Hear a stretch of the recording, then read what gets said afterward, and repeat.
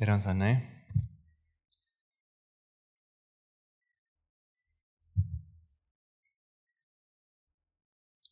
So, as usual, let us start our discussion today by chanting the Namaskara 3 times and expressing our gratitude for being able to listen to the Dhamma, practice the Noble Path, and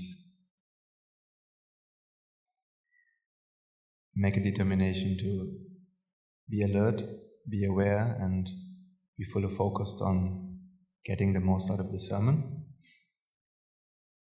Let us chant the Namaskara. Namo tassa bhagavato arahato samma sambuddhassa. Namo tassa bhagavato arahato samma sambuddhassa. Namo tassa bhagavato arahato samma sambuddhassa. In our monastery at the moment, there's a flu going around. So from our 200 Swami Mahansis, I think at least 50 have been infected, and I'm not one of them, luckily, yet. So I had been hoping that at least I can make it until this Sunday, not getting infected, and that has worked out. But I hope that even tomorrow and the next few days I can save myself, and that's why actually in the monastery we have to wear masks all the time, just so that we can reduce the spread. And so yeah, that's the first time it happened since I'm there, that so many people are sick. But it's not a serious kind of problem, so I think none of them will be seriously in trouble. So, okay, so today first thing I wanted to say was that, first of all, there are some among you who have come, actually many of you have come very early already, so this is maybe now our sermon number, I think 11 or 12, right? So we started in the beginning of August. Some of your faces, I know you have come here since August. Anyways, I was thinking that these now 3 months for myself were a long journey, a journey of development as a preacher, right? So my teacher, when he asked me to give these sermons, he had confidence in the fact that I understand the Dhamma to the point where I am open and able enough to go out and talk to people and explain them how to apply it and how to understand it to their lives. But that doesn't make somebody a good preacher. Still, I would say I'm far away from being that. But I know that it's part of the path, right? It's part of developing myself and part of understanding the mistakes and weaknesses and overcoming them for the sake of my own salvation and in order to make the salvation possible to many more, to the ones who listen to me. And the fact that I feel very much supported by everyone who comes and listens and is part of this event. In other words, actually these events and most of the things we do, I think everything we do in the monastery, whenever we do it, it's always something that happens to the good of everyone, right? So everyone gets something out of this. It's not just like I get something out of this event or you get something out of this event. We all get something out of this event, right?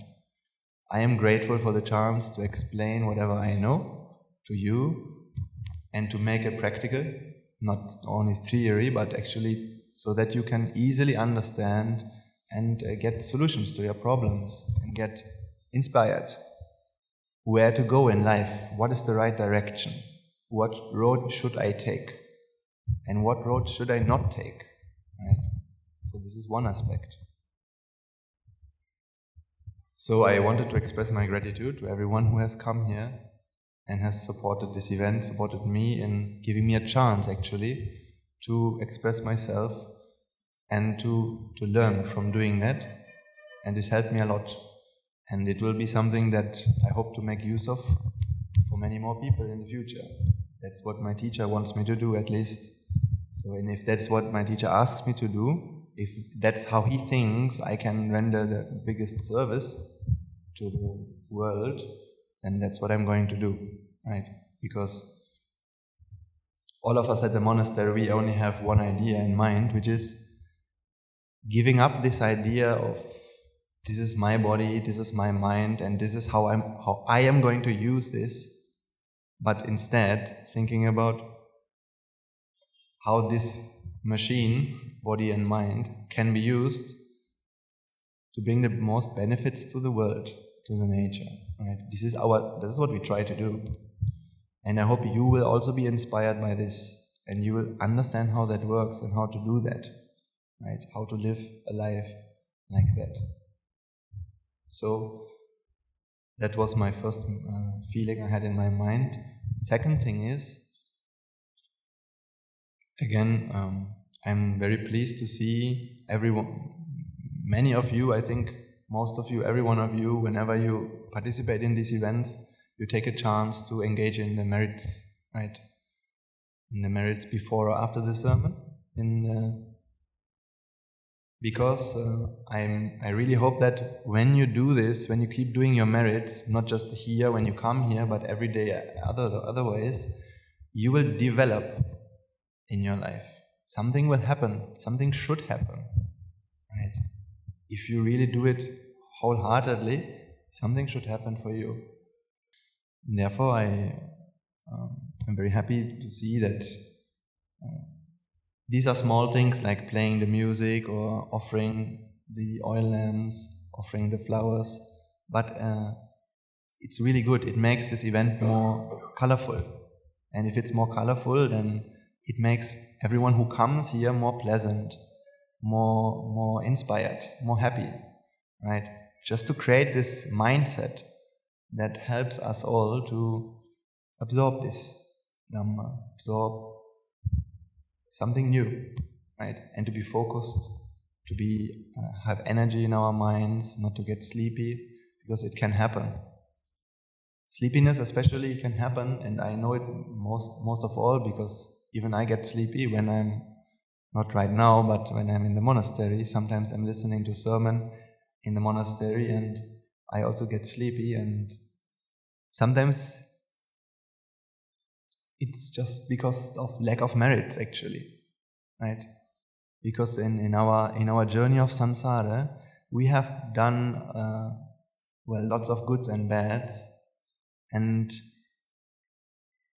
what actually prevents us to go on this path is most of the things we have done, pulling somebody out of this path, or acting against the truth, acting against what's right in the world.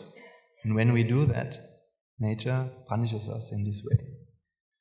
So sometimes sleepiness is the result. You would like to listen to some sermon.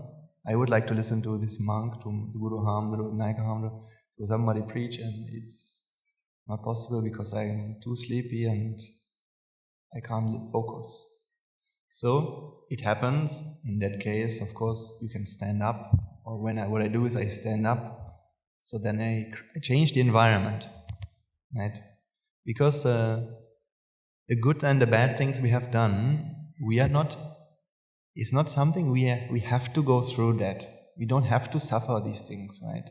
You don't have to get back the bad things that you have done. Not necessarily, right? You can avoid the bad things that you have done. It all depends on the environment that you create, actually.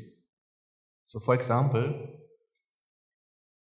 I believe that in our journey of samsara we have done many bad things as well, for which For example, when you go to the street and you stand at the crossroads, if you were to go and cross the street without watching left and right, checking who's coming, don't you think that you might be hit by a car very easily? And that means you will die in an accident? That means what is it that we get in this moment? Well, life is taken from us in a situation, in a very unexpected and tragic situation. It's a tragic event, right? So then, if we get that, so what does it mean about what we have given, what we must have given? We must have given such kind of things. Otherwise, it would never happen. But just because we have given that, I can tell you for a fact, I can't remember my past lives, okay? But I can tell you what my mindset was before I understood anything about the Dhamma. And I can tell you, my idea was, happiness is something I can find in the outside world, right? Happiness is something I can find by eating ice cream, by associating girls or boys, by marrying, by traveling around the world, by using drugs, by what else? Becoming rich, becoming famous, whatever it is, right? So, once again, I don't say that any of these things are wrong as such, and that you shouldn't do them. I'm just talking about this idea that happiness is something that you can find in these things. This was something I definitely believed most of my life, right? Happiness is something I can find. If I can be with this girl, definitely I'll be happy. And she is the one. Therefore, what if somebody else also has interest in her? What do you think what could come into my mind thinking to do? Well, I can say in this life I was a very innocent man. I never had any real thoughts of harming anyone. Actually, I told you the story of stealing already when I was a child, so okay, let's ignore that point. Let's say, physically in this life, I never hit anyone. Okay. But only because I was lucky. If somebody were to come to me and he would offend me strong enough, actually it's wrong, I hit somebody, now I remember. I'm not going to go into that story for now, but I can't even say, and actually I'm ashamed that something like this has happened. So, you see, sometimes we think we are much better than we really are. That's how it works, right? It's how our mind functions. That's fine. But the point is, I know that if just being triggered hard enough, strong enough, if somebody comes and annoys me too much, don't you think that there comes a point when all I would think about doing, the only thing I know what to do would be to hit this person, at least giving what we call a chin whack, hit him slap him on the chin, at least. If that's not enough, then what else? So in that sense, I was just lucky. No one ever annoyed me to the point. Actually, it happened more than once. Now I can remember another thing. But let's say twice. So, anyways, if somebody would annoy me to the point when I couldn't control my thoughts, my feelings, my anger.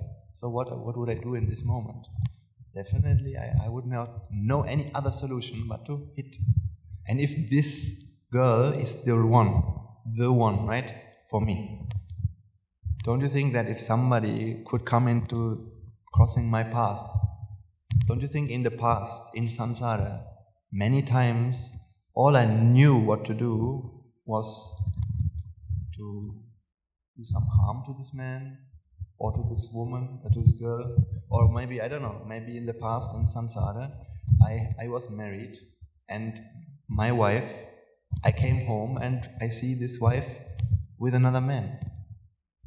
I don't want to feel this situation when I come home and something like this happens.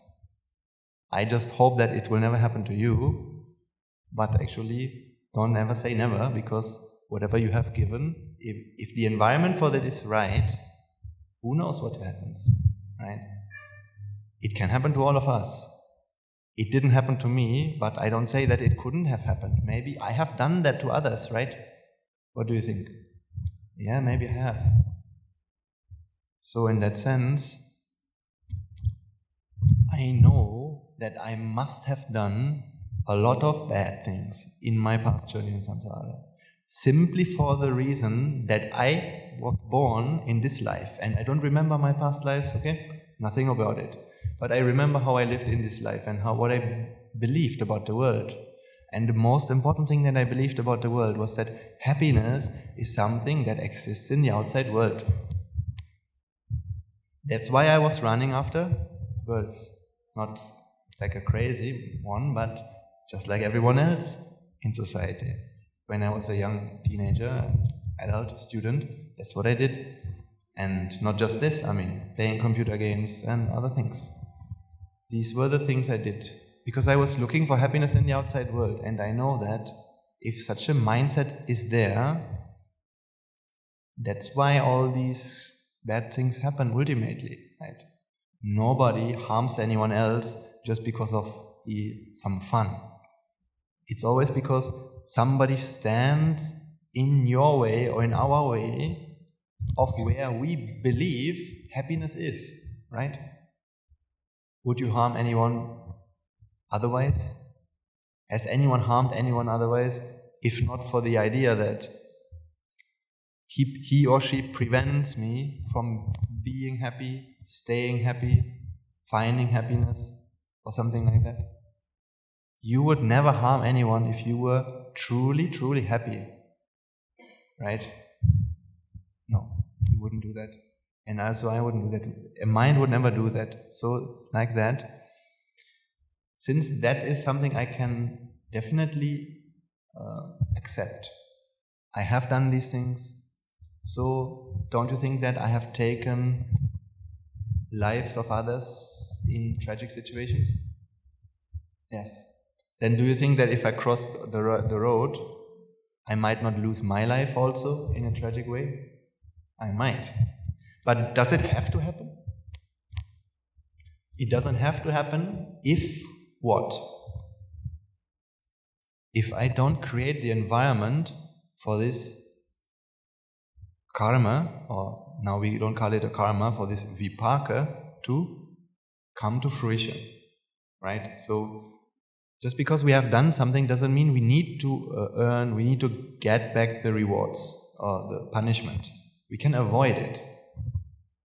We can avoid it to a certain extent. Not everything, not completely, but to a certain extent we can do. So for example, if you are in a relationship and your partner always mocks you, it could happen, right? Or he insulted you or insults you, at least when you're having a fight. These are things, these are also, of course, also vipaka, right? These are things that come because you have given that. Maybe in this life or maybe before that. But actually, you know what can happen? The moment that you change your way of handling your partner, this is just an example I'm giving, you can take any other person as well. If you change the way you treat that person, what you actually do is you change the environment completely. Of the environment of the situation, and thereby you will see that if you change your mind, your mindset, the way you treat others, or the way, if you come to these sermons for some time and you develop mentally, you will see you don't no longer treat others in the same way than before. And then the environment will be changed, and therefore what you have given, it will be mostly the good things that you have given which will come back to you. No longer or less so the bad things, right? That's why we have this statement that people always treat you the way that you treat them. So in other words, the moment that you change what you send out to others, you change the environment of what comes back to you from all the things you have given, right? Of course, if you go to the streets and you hit somebody out of anger, now you are creating the perfect environment to get hit back, right? But if you don't do that, you're not creating the environment for this seed, for this karma that you have done to come back to you. And it doesn't have to. It doesn't ever have to, right? So even let's say you become an arahant, and like, for example, take the story of Angulimala. Didn't he kill 999 people in his last life? So wasn't that a lot of karma? Yeah, that was it was an extreme amount of karma. We could say it's a hell amount of karma in the truest sense of the word, right? It would have given him hell, definitely. That's even the Buddha said so. But why didn't he go to hell? He didn't go to hell because this karma is not something deterministic, right? It's not like you have done this and now you have to suffer the consequences, right? Otherwise, in the Buddhist times there were ascetics and there were people who tried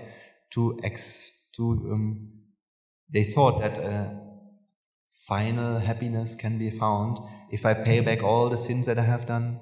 So then they try to make this process quicker by walking on fire, by torturing themselves, so that they could get all this pain that they have given, and once they have paid it back, then they were done. So this is what they thought, right? But the Buddha, he said, no, this is not the way it works. You don't have to pay back all your bad karma to be happy. The thing is, what you have to do is, once you understand the Dhamma, once you can free your mind from certain defilements, from raga, desha, moha, then you will no longer create the environment to attract the vipakas that you otherwise would have to suffer, right? So if you have anger in your mind, now then you are creating an environment to get back anger or pain, actually. Haven't you experienced that in your lives? Let's say when you're angry, let's say you woke up in the you wake up in the morning on a bad mood. Something has happened yesterday. Somebody has hurt you, or maybe your favorite cricket or football team has lost. I mean, I guess after the finals of World Cup, when Germany loses against France or especially the Netherlands, I think 50% of the country will wake up on a bad mood, right? And people will be a lot of complaining against each other in the bus. Hey, can't you walk straight? Can't you walk there? Why do you not watch the this and that? This will be the mood people have. So when you wake up in the morning with a bad mood, haven't you made this experience that once you have a bad mood, that even more bad things come to you, even more accidents happen to you? Yeah, that's what happens. But also the other way around, when you are really happy, when you're really pleasant, what tends to happen then? Actually, then you tend to get even more happier, right? So, for example, when you're happy, what do you do? I mean, how do others know that you're happy? Can they look into your mind?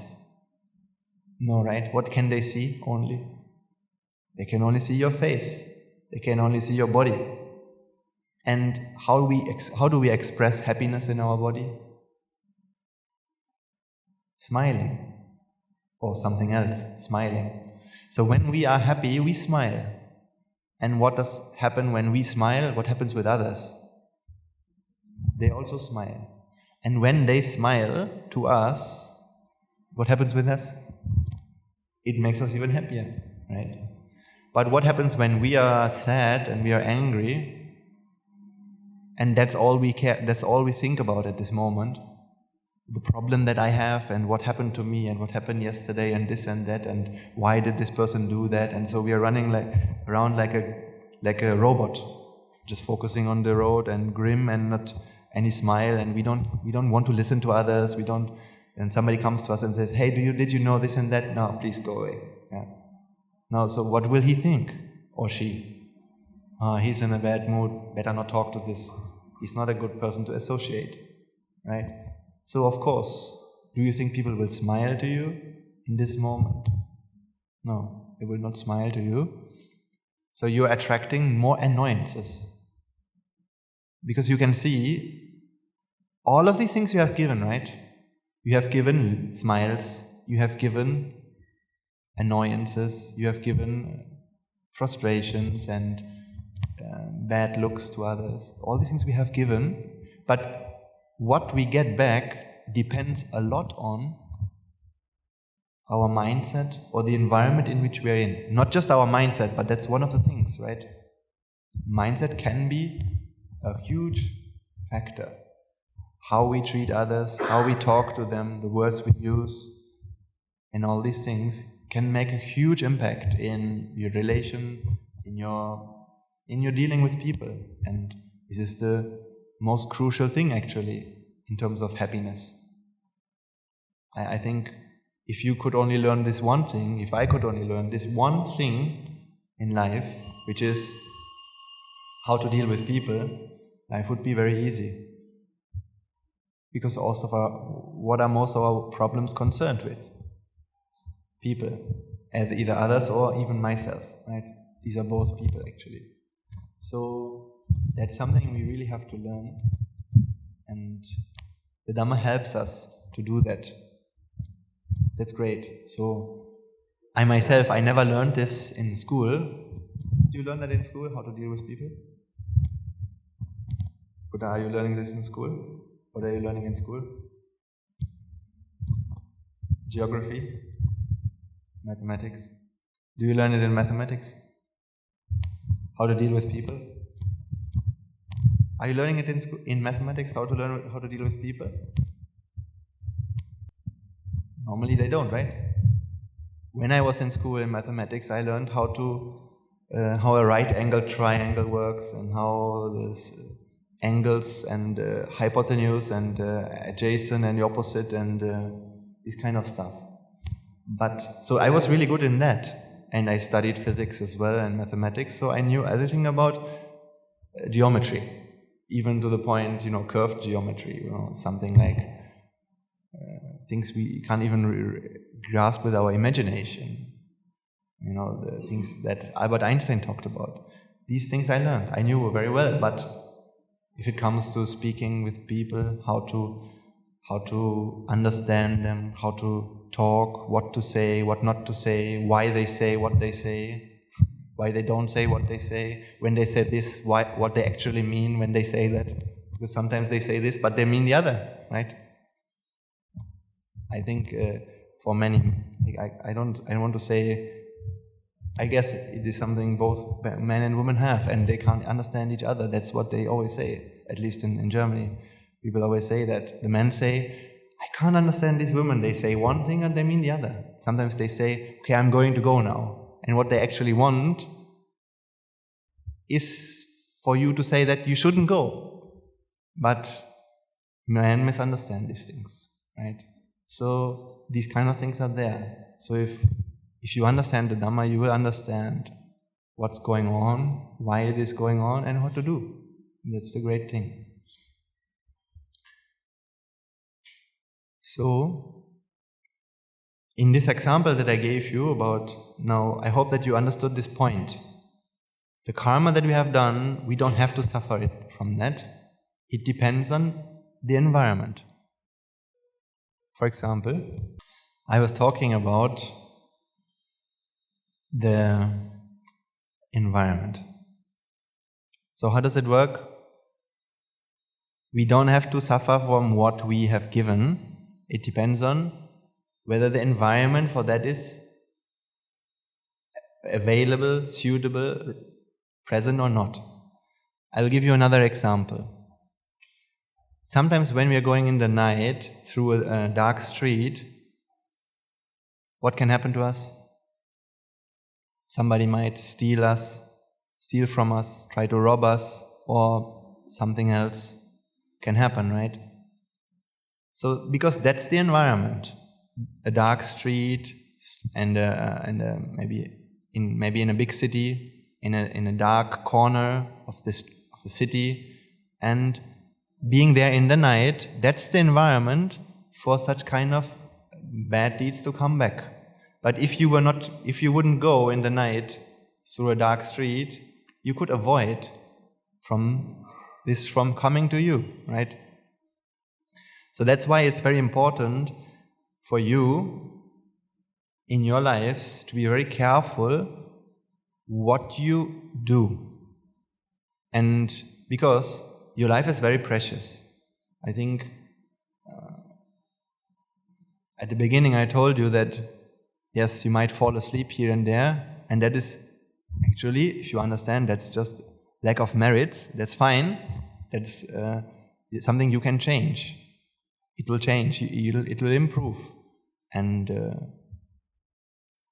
so that's fine. But actually, in another sense, you are very, very meritorious, because the fact that you can listen to the Dhamma, that the real teaching of the Buddha, that is something that you can't even grasp in. I mean, I can't even explain in words the merits that you must have done to have this chance. All of us. The fact that you are born as a human in this time, in the time where the enlightened one's teachings exist, and that you found it, that you're born in a place where these things exist, and where you can listen to that, when you can practice that, means actually you have huge amounts of merits, right? That you should realize, and you should not be careless about this fact, because nature gives you something. Nature gives you a chance, but if you don't make use of it, it won't give you the same chance again easily, right? Because every chance you get, you have always earned that, right? So in other words, there's no free lunch. Yeah, if you don't make use of some things that you have, soon enough you'll be gone. You will no longer have it, right? So it's the same in a relationship. If you can't appreciate the value of your partner, then soon enough the partner will find someone who can appreciate him or her for that. And soon enough, all your effort in making the relationship work, in acquiring whatever you have worked hard for, will be going down the drain, and you are left with nothing, right? So in other words, in that sense, the same applies to the Dhamma as well. So don't realize how extremely, extremely fortunate you are to have the chance to attain Nibbana, to listen to this teaching, and to free yourself from all suffering that you can ever experience, and actually to find a solution to all your problems, any of them, mentally and physically as well, right? In other words, we can make sure that we have something we can do about whether we have to suffer bad karma or not. We can change that. That's why it's not deterministic. If you are careful, if you're driving carefully, if you're treating others in the right way, if you're not going out in the night into streets where everybody knows that you shouldn't go to, you can avoid a lot of bad things from happening to you, and therefore you can preserve your life and do the most out of it, because every minute counts. Do you know where you're going to be reborn when this life ends? Do you really know? Well, I don't want to scare you or anything, and we're not going to talk about this too much, but actually we don't know. So we might better make use of this fact that our human life we can create a lot of goodness, a lot of good karma at least. If not, we can attain Nibbana. That's what will be the best solution to all of us. And that's what we can do right now. So for this, I really appreciate all of your effort every time that you come to to participate and engage in these merits. And you should see that it will lead you in the right direction. So, now, I hope now you understand this point about the environment and this thing. And there was another one thought that I had in my mind, which is when we come to this smiling. You see, there's one principle in life that you should always remember when it comes to your problems, when you have problems in your life. And this is the following thing. What we give is what we get, right? Okay. Now, if that's true, the moment you are focused only on your problem and what happened to you, life becomes incredibly difficult. Especially when when it comes to Nibbana. So in our monastery, I learned this. For example, whenever we try to attain Nibbana, whenever I try to attain Nibbana, when I do this for myself, when I want to do this, then what happens? Then it becomes like a competition. Then you start comparing yourself with others. Am I already there or am I not already there? Look at where he or she already is. Look at where I already am. Then you get angry and you feel like, oh my God, still I'm getting angry. I should not become angry. Then you get even depressed about the fact that you get angry. And then, you're depressed, and then you're depressed about being depressed. So then everything is destroyed. So Nibbana is not something that you can attain. That you need to understand carefully. Nibbana is not something you can ever attain. Nibbana is something that can be attained. That means the more you want to attain it, the less it will come to you. It's something like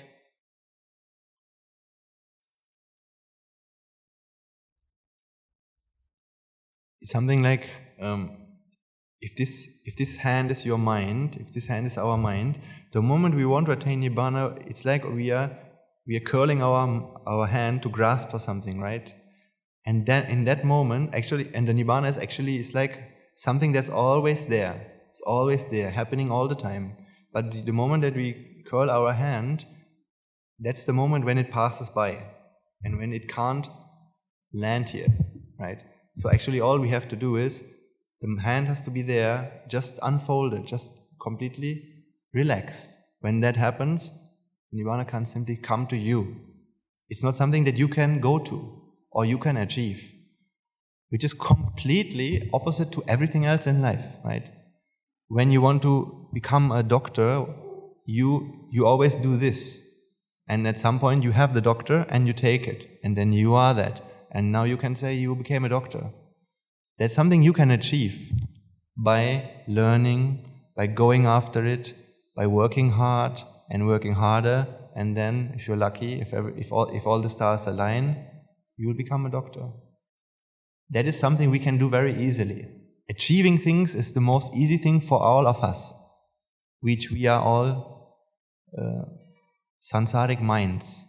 That's so easy. Just, it's so easy to make somebody achieve something. You just give him a view and he'll run and work hard and work harder and work even harder, and someday he will have achieved that. We all know how this works. But Nibbana is something we don't know how it works, because the logic is not like that. You can't achieve it by working hard for that. You have to let it come to you, and you have to be pure enough for it to come. So that means the harder you want to achieve Nibbana, it's all about me, it's all about the I, and then nothing will happen. Then you will stress yourself out for that. So therefore, this is not how it works. The way it has to work is by developing a certain mindset. And this is an attitude I want you to understand. And that is, if ever in your life you have problems and these problems bother you, the more important it is that you are in a problem. What will happen if you are in a problem? What do we do when we feel that we are in a problem? Let's say we were at work and somebody has hurt us. Maybe somebody has said something to us. And now we're going home, and now we're at home. And then let's say there's our little Buddha is running around, our son or daughter is running around, and is asking, "Can you play with me? Can you cook something, or can you let's play a game?" Now, when in your mind still you have this, what happened to you and the things somebody said to you, what do you feel like doing? I mean, I say our feeling would be something like we would like to take a bar of chocolate, go into our bed below the blanket and lie down, maybe listen to music and sleep, or maybe just eat chocolate, or I don't know whatever we do. Because now we are in a problem, and that's what matters most. So if our child or if anyone else in the world now comes to us, that's the wrong moment, right? That's not the moment I can do. I want to know about this, right? Because I am in my own problem, and the world should know that. The world should respect that, right? Now, exactly this attitude is the biggest enemy. In other words, actually what you should do in this moment is not what your mind tells you to do. If you want to come out of this problem of these things that have happened, the things that happen at work when somebody said something to you, the worst thing you can do is simply eat a chocolate and indulge in what your mind tells you to do and how bad the world is, or how bad this person is, or how much you are suffering and how much so and so and so. That's not where you can solve your problem. But actually, that is the opportunity you need to realize, okay, even though I am in a problem, even though I am not feeling well, who cares? Who cares at the first place? I mean, I'm not talking about this is not an attitude, this is not Nibbana, right? This is not a Buddha mindset, this is Bodhisattva mindset. What I'm just talking right now, right? This is the attitude the Bodhisattva had. When he had a problem, he was not a Buddha, so he had a problem. But what did he do? Do you think he cared about the fact that he had a problem? He didn't care. So even somebody came to him and asked him for help, and he didn't want to help, but he wanted to eat a chocolate. He didn't eat the chocolate, he went and helped. Because he didn't take himself more serious. I mean, he tried not to take himself serious at all, and what he wanted. Is that something easy to do? No, right? This is the most hardest thing to do. This is a very hard thing to do. But imagine what you do. Think about the situation and imagine what would happen. One way is you go to bed, you take your chocolate, you take some music, you listen to some music which calms you down. And then maybe next day you're feeling good again. After the chocolate, you're feeling good again, right? The thing is, the chocolate, how many calories? 0.5, right?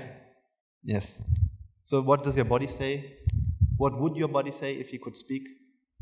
He would say, "Why did you do that? Once is okay. Okay, I get it. Once you can do that. But don't do it again, please." Right? Okay, so the body would not be very happy, but that's fine. The thing is, what happened in our mind? What happens in our mind, our thinking when we do this? The thing is, in our mind, we are applying the 4 non-noble truths. All the way we are applying the 4 non-noble truths. Or we could also call them the 4 lies. 4 samsaric truths, which is, the reason why I'm unhappy now is because of this person, and he did something to me. Therefore, the pain comes from him. Therefore, I should now do something which can make me happy again. For example, eating a chocolate, because that has happiness. So we do that. So when all this event is finished, what is our mindset like on the next day? Do you think we like this person more than before? Do you think it's now easier to be with this person than before? No. So there's a stronger aversion against this, and there's a stronger attachment towards the things we like, and a stronger drive to come away from the things we don't like. So in other words, the conflicts will increase, of course. Do you think it will be the last time that you get hurt? No, because you go back to work with this idea that I really don't want him to do this again. And if he does at least even a bit of it, I'll get really mad.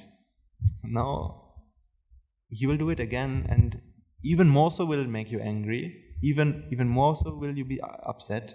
And then what will you do? Then the next chocolate will come. And then the next chocolate, and then the next chocolate. And so, someday your body will say, yeah, you see, that's not what I wanted. Right? Because this is not a way you can solve problems with this approach. And I might go into more detail later today. So the point is, this way of solving problems is so temporary only. For this moment you can achieve a solution, but actually you're setting yourself up for a big disaster. Actually you're ruining your life step by step when you think in this way. And not to think in this way, actually you need to at least, you have to listen to the Dhamma, and you need to realize, and you need to know there's another way. Right? Otherwise it's not possible to come out of this easily. So now think about the other alternative. What you can always do, even if you don't comprehend anicca, dukkha and anatta, is having a bodhisattva mentality. How is this mentality? Your child comes to you and asks you, can we play a game together? And you don't feel like doing it. You feel like eating a chocolate and maybe sometimes telling your child off for coming to you. Now, if you ignore the fact that you have a problem, at least in this moment, what will happen? You can go and play, and when you play, after a while, you have forgotten. At least you have forgotten that you had a problem. And you have at least a pleasant mind again. And you have given something. You haven't screamed to your child, or you haven't told your son off, because isn't he innocent at this moment? What does he have to do with the fact that somebody said something to you and that you are hurt? Nothing, right? So do you think he deserves a telling off for asking you to play a game? He doesn't deserve anything. He's very innocent. He just wants to ask you if you want to play with him. It's so innocent. But most of all, the thing is, what happens with us, naturally, when our mind goes on overdrive, when all these pressures start building up and we don't know what to do, we take it out on people who are so innocent, right? Because they are just the last bit, they are just there when we can no longer handle our mind, right? So that happens. And if it has happened to you, then welcome to the club. It happened to me as well. I told about the two things, right? These were the two events where I did something that was completely the wrong way how to deal with my anger, right? Because I had an anger, and this was a problem I had, and he or she didn't respect that. Therefore, I had to change him or her. Make him shut up. Make him be quiet. Make him low so I can feel high.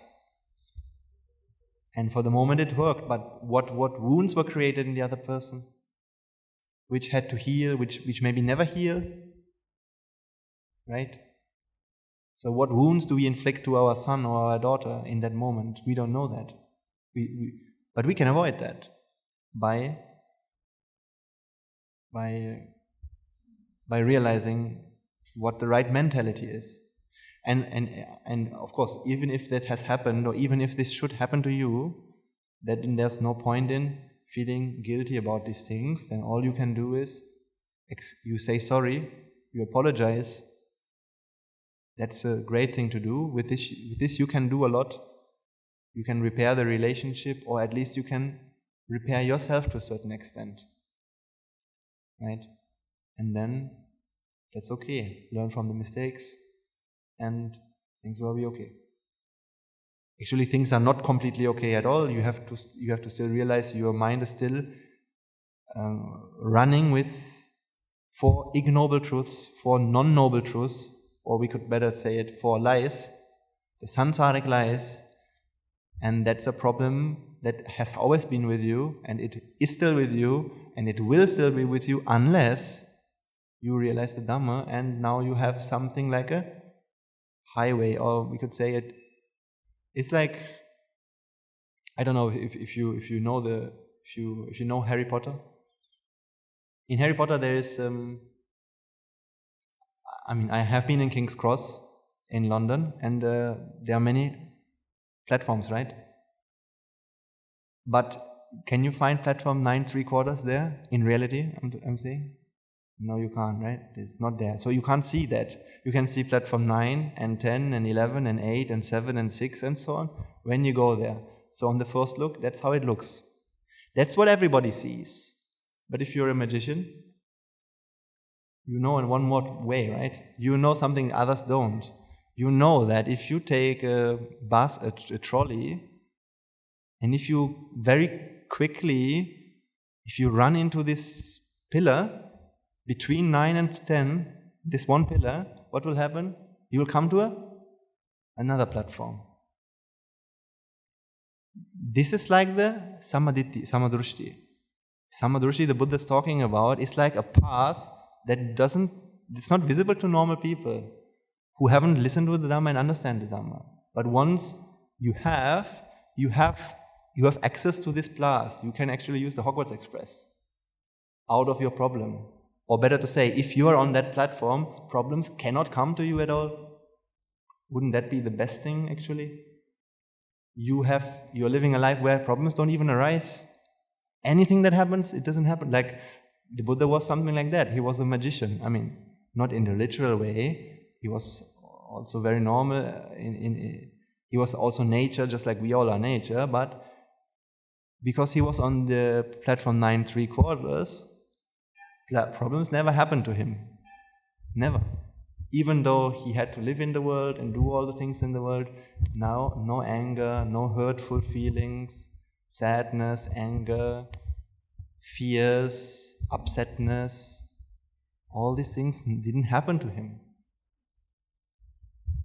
So, if at least you know how to take that path to that platform, then you're already a great step ahead. Because from there onwards, if you have a problem, now you can you can use that path and come out of it.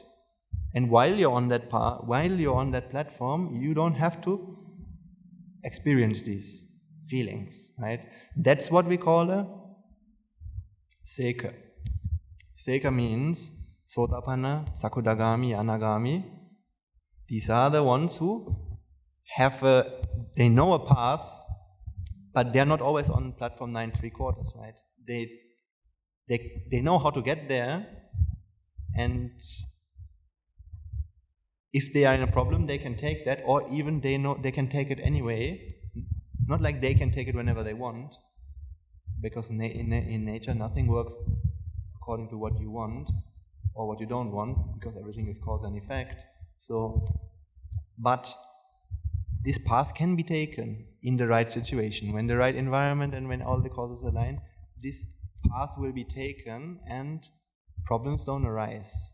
And then that mind is in the what we call the Buddha Bhumya in Sinhala. So that means that is the plane of the Buddha. This is not actually like, it's not like there's a world where the Buddha is there and you can meet him. Not like that, right? This is nonsense. In that sense that the Buddha is somewhere in another world and you can meet him as a person, something like that. No. It's simply your mind has a mindset which has the knowledge and the awareness of the truth, and then no problems happen. Right? That in that mindset, no problems happen. And this is where we want to get to. This is why you are doing the merits. Why you are doing the merits, why you should do the merits, because it's totally possible to achieve that. Still, you can say, because the sasana will still be there for 2,500 years. So this is something that my teacher has shown me how to do that. That doesn't mean that I'm always on platform 9 3/4.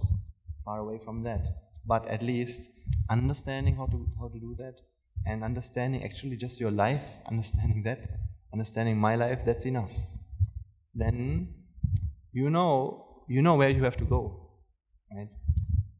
So you see, the four non-noble truths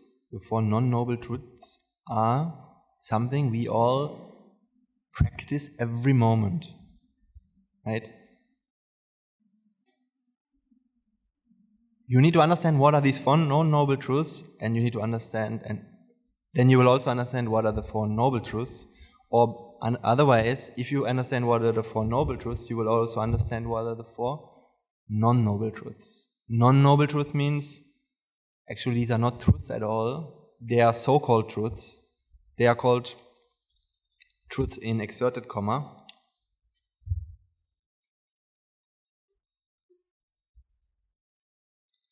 Which means something like apparent truths. Apparent. That's how it appears to be, right? That's how it seems to be. But actually, it is not at all like this, right? That's why I put this inverted comma. Because they are not true, they are lie, but seem to be true. That's why we practice them, because we think they are true, but they are not actually true. That is what we call, that's why the Buddha talks about avidya. What's avidya? Ignorance. What does that mean, ignorance? You think that what is true is wrong, and what is wrong is right. What is wrong is right, and what is right is wrong, right? So that's how my teacher once explained. Avidya is something like multiplying with -1. So this is avidya. You take 3, and what does it do? It makes -3 out of this. So in other words, if I say this is blue, avidya will say this is not blue, this is maybe green. If I say this is 3, avidya will say no, this is -3, right? Similarly, it will twist the reality. That's avidya. It's like inverting what is right to what is wrong, and what is wrong to what is right. Simply spoken, the most simple way to explain avidya is the view that happiness is there in the world, and happiness can be found in the world. That is avidya. That is a very, very general description. We have to understand the details as well. But when our mind accepts this point of view, happiness, pleasure, beauty is something which exists in outside things, that's when the whole trouble starts. Not just beauty and pleasure, right? Because also, like, let's take this situation when I'll try to explain you how to come out of this, how this person who has been at work and has been hurt by someone coming home, and the sun comes. I will try to explain how to come out of this problem using the Four Noble Truths. I don't know how far I can get today, because we have to cover the basics and see how we go. But anyways, it will be really beneficial to you to understand more and more about how I should start to think about what's really happened. And then, little by little, it will click for you, and you can actually do that. And then you don't have to do anything to come out of a problem other than contemplating in your mind, coming to awareness of the truth, right? So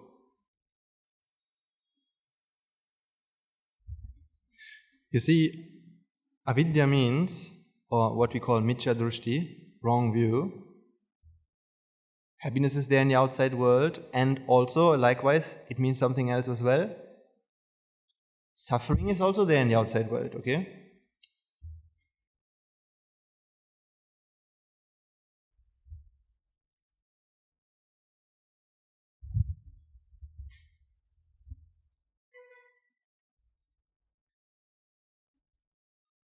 When I'm saying outside world, I mean outside things, okay? What are things? Well, sight, sound, smell, taste, touch, and thoughts, okay?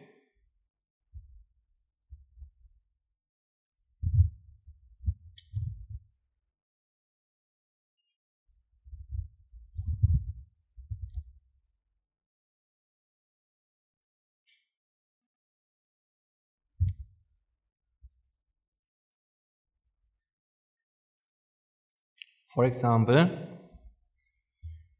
when we are talking about this example, isn't there things that people can say to you to make you happy? For example, what about a nice compliment? What about an appreciation? These are words, these are sounds, right? Sounds which apparently do what to you? Bring you happiness, right? Because, of course, I get it. If somebody tells you, Mrs., Mr., you have done a fantastic job today. I'm so proud of you. Or if your parents said this to you, or if your co-worker said this to you. Now, what do you feel? Happiness, of course. Yeah, that's okay. I'm not saying you shouldn't, right? That is true. But there's an interpretation that we do, we interpret this pleasure, this happiness, this happy feeling that we feel, we interpret it in a certain way, right? How do we interpret it? My boss today, he has appreciated me. Okay, yeah, he did that. So? And of course, that felt good. So in other words, the appreciation or that sound did what? It brought happiness to me. It has happiness. These are the sounds which have happiness. Right? That's why these are the sounds we want to hear from others, right? When we go into a relationship, don't we expect certain sounds from the other person? Something that we feel is an expression of love, appreciation, honey, you look good today, that sort of things. If that wouldn't, ask yourself, if these things would not be said by the other person, would you want to live? Would you consider that? Why would you still want to be with this person if he doesn't give you sounds, certain sights, and also if he doesn't give you certain other sights, right? For example, leaving the toilet seat. I don't know. This joke works in Europe, at least. I don't know. Leaving the toilet seat up. That's something I know many women in Germany would complain if the man does that. But I learned actually here that it means something else in Sri Lanka. Because this is a fun fact. I'll just, because I need to explain this. In Europe or in Germany at least, I can say, if the toilet seat is up, it means the man didn't even have the care to put it back for others to use, because women can't use the toilet like that, right? Women have to put it down and then use it. But if it's not putting down, that means he doesn't even spend a moment to think about his wife or his partner, right? Because he only cares about doing his own business. So in that sense, we consider it as something rude. But I learned here in Sri Lanka, it's actually very different. Here, at least many times, even when I was a monk and I went to a school for giving a sermon, I went to the principal's office toilet, and I found even the toilet seat there up. And then I realized there's no mistake in here. This can't be an accident. This must be intended. And what's the message there? And then I realized the message is, Swaminathan says, look, it's as clean as it can be. There's nothing dirty here, right? Something like that. So actually the message is totally a different one, right? But the same thing. So actually this is another example where you can realize it's just the toilet seat in a certain position. What is good or bad about this? Right? For example, if a woman in one part of the world looks at this toilet seat and says, oh my God, there's something wrong with this. This is something upsetting. This is something bad in the seed. Is it true? Or is it not all her own? I mean, it's something her mind creates based on the views and what she expects and everything, right? It's not in the seed. Because maybe in Sri Lanka or in another part of the world, the wife would be very happy to see that. Right? The same situation, one woman says, or one person says, gives me happiness, and the other says, it upsets me. The toilet seat, right? But is it really in the toilet seat? No, it's just an event, just an experience, right? It doesn't have either something good, nor does it have anything bad. And just as much anything else in this world, right? So let's come back to this this complaint or this appreciation. We believe that appreciations, yes, my boss appreciated me. Okay, this is something that can happen. But what is good about that intrinsically? What is good intrinsically about an appreciation? This is why once I asked some of you in one of the sermons before, if somebody were to appreciate you all the time, every moment, every minute, wouldn't you feel irritated by that? Wouldn't you get annoyed by somebody appreciating? Let's say if there's a woman and she gets stalked by someone, and this man can't live without her and always trying to tell her how great she is. I mean, I wouldn't want to live with somebody who always tells me how great I am, because it's boring, right? It's nice at the beginning, but then after a while, it's boring. Then we have to ask ourselves one question. If an appreciation has happiness, if it's in the words, should it not always give you this feeling whenever you hear this word? Right? But does it? No. Right? It doesn't. Then can this be right? No, it's not. It can't be right. Because if happiness or feeling good or pleasure or beauty, however you want to call it, if it exists in that sound, then it should be like that. Appreciations are something good. And criticism is something bad. Isn't that what we feel? When somebody comes home and says, today this person criticized me a lot, then what do we usually think? Oh, that's okay, come and tell me about it, let's talk about it, and you'll feel okay. We would never say, if somebody tells us, criticized, we would never say, that's good, let's have a coffee and have a beer or something and let's party. No, right? We would never say that. But if somebody would say, oh, today somebody appreciated me and that was a great thing that happened, now we have a reason to celebrate. Now we have a reason to share our joy with everyone, because we immediately consider an appreciation as something good that has happened. Isn't it? Right? But let's ask nature. Let's ask nature what really happened in both cases. What was there? Words were uttered, okay? Words were uttered. Criticism was uttered.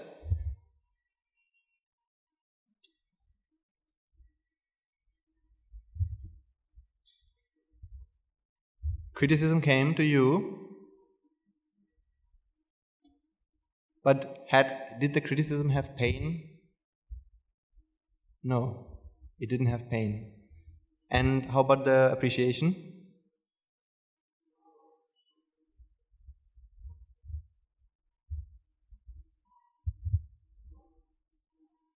When that came to you, did it have happiness inside? So which of these two is more valuable then? Same, right? Just events. As I'm working in the school as well, I can give you another example for the student.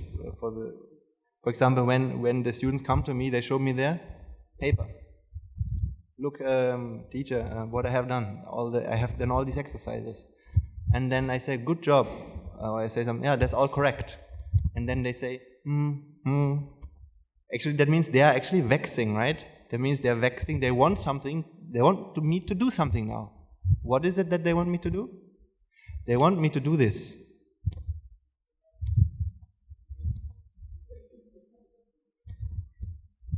Right? Why? Because when they see this, they feel happiness comes from there. They want to see this, right? They want this sight. This is the one thing that this mind has, right? That's what this mind. That's when the student does. Can you please write this, right? Because the mind at this moment, it wants to see something special. What is it? It wants to see this sight. Why? Why does it want to see this sight? Why can't it not be happy to see what it is already seeing? Why? Because it believes that what I'm seeing is doesn't contain as much happiness as when I could see this, right? Therefore, it wants this.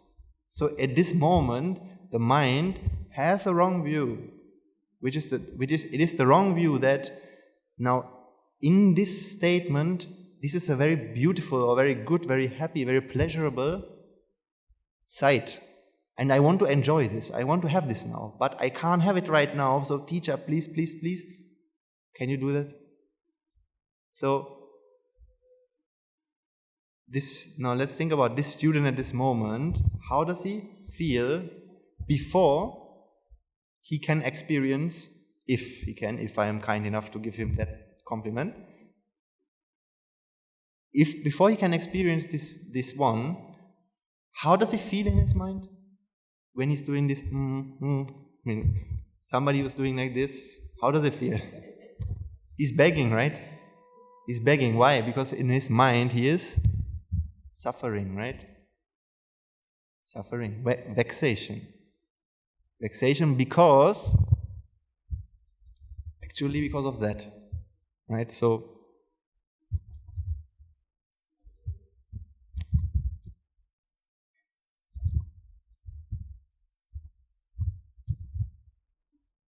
as the Buddha has explained, now imagine, this student has a belief. What's the belief? This appreciation has happiness. Because of this belief, what has happened?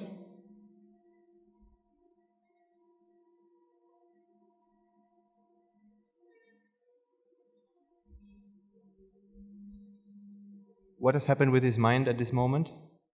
He believes that this good work, this sight, has happiness.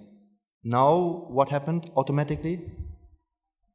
He wants to experience that, right? In other words, wanting has happened. Wanting has happened.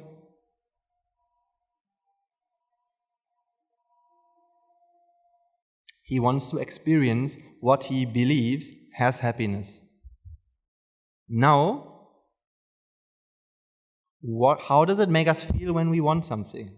And we have discussed this with some of you already before, but now I want you to think about, how does this student feel in the moment before, the moment he's asking me, he's begging, not that I want to say anything, I can feel for the student and he deserves a compliment, that's okay. But still there's a problem here. Because of this wanting, now what has happened? He feels some sort of vexation. Vexation means some kind of internal stress, unsatisfaction, nervousness, tension. That's what he's expressing when he's shaking his hands like that, right? He feels, I'm not okay 100%, right? Like that.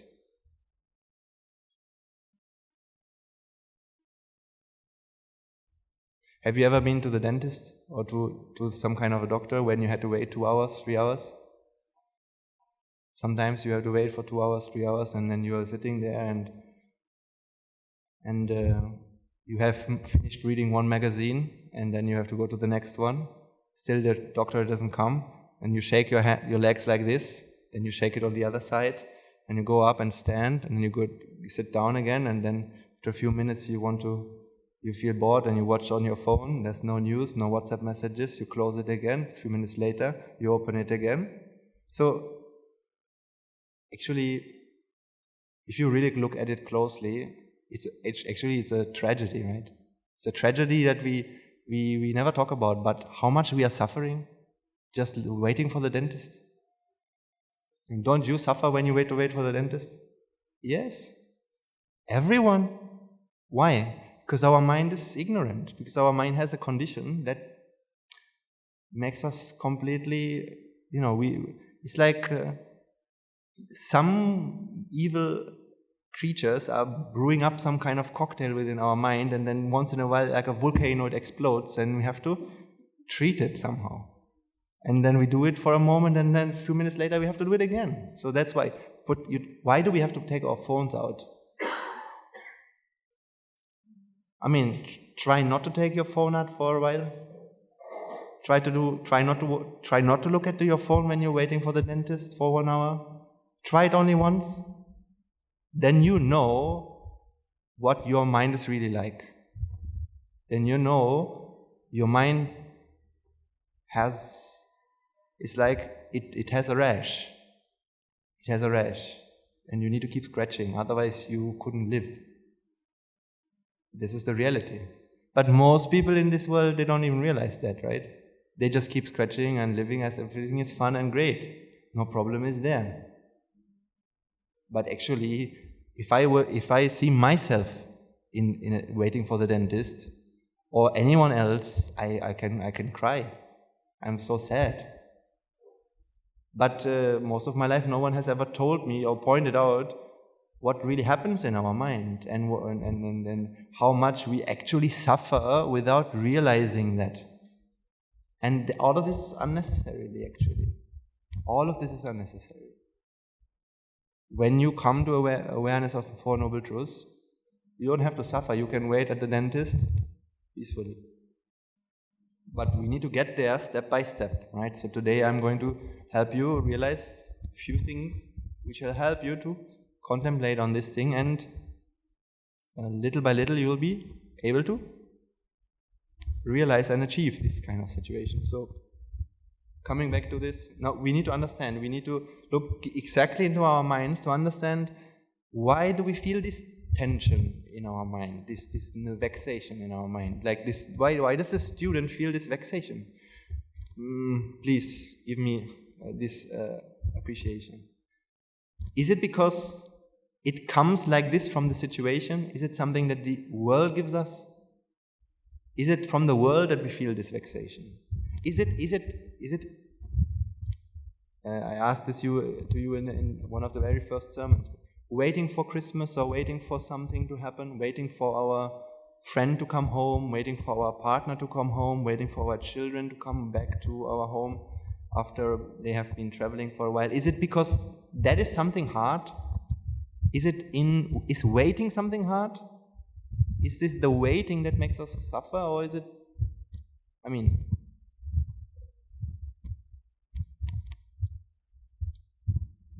so what I want to ask you here in this situation, this student wants something. If he wouldn't want that, what would be with him at that moment? No vexation, right? So this vexation is not coming from what happens to you, the situation that you're in your life. It is because of the wanting that it happens, and you can also understand what happens when the wanting is really high.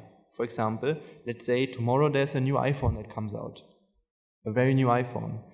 Aren't there people who want it so much so that they would queue up in front of the iPhone Apple store and get it, even not sleeping the whole night? Right.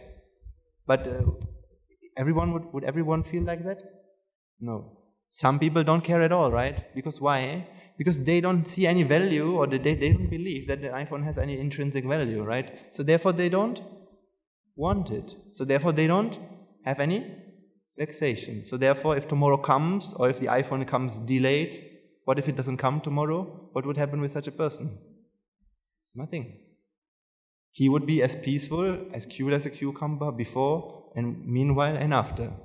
But a person who believes that this iPhone has happiness, has a lot of happiness, now what does it do? Can he sleep in the night? No. What if somebody takes, let's say he's queuing up in front of the Apple store, and then in the last minute, there are 10 guys come and they push him away and they go in front of him in the queue? What would he feel in this moment? Very vexed. His vexation would go even higher. What about he's going inside and they don't have any iPhones anymore? He'd be vexed. What if he's queuing up and they say, we didn't get the delivery, you have to come back in 1 week? His vexation would go even higher, right? So in other words, this vexation has nothing to do with the world and the situation. It comes purely out of the wanting.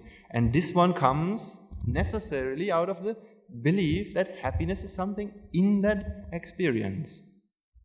Which is, of course, as I tried to explain you, it's just a belief.